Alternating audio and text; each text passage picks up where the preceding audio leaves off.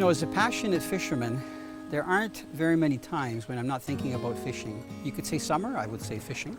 You would say bugs, mosquitoes, I'd say fishing. You say frogs, I say bass. You know why?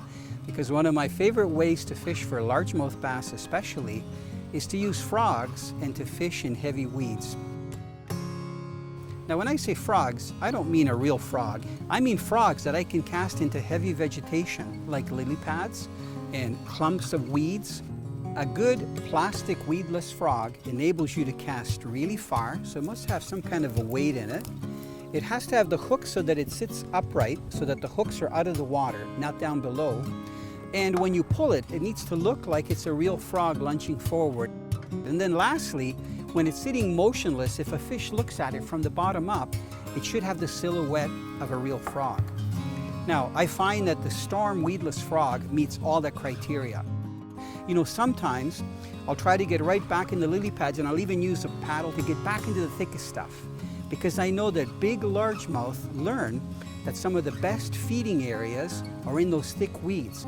So I find that the storm weedless frogs works really well. I love to fish it fast when I'm going over thick weeds, and then as soon as I come to an open patch or even some sparse weeds, I slow it down and I let it sit on the surface. Then I start speeding it up again if I'm going over thick weeds. You know, if you ever look at frogs and see the way they sit in the water, about 1/3 of their body is out of the water and 2/3 is below the surface. So fish learn that when they see something that looks like a frog hanging down, they actually move very slowly up to it, and then they accelerate very fast, and you get a very explosive hit. I can't stress enough, when that happens, you have to pause, okay? That's where you hit the pause button. You don't set the hook right away. I tell people, you don't set the hook with the hit that you see with your eyes. You set the hook when you feel the fish on with your rod. And because these weedless frogs have pretty large hooks, you have to put a lot of pressure on the fish and keep driving that hook so it goes past the barb. Once the hook is into the barb, even if the fish takes you down in the weeds, if you've set the hook past the barb, the fish will still be on.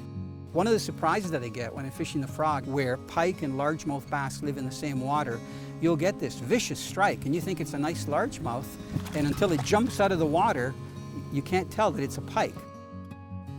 Next time when you're hot because it's really warm out and there's lots of bugs out and you're on a lake that has a lot of vegetation and weeds where a lot of people don't even go near, grab those plastic frogs, head out to some of the thickest weeds and start working those weeds on the surface.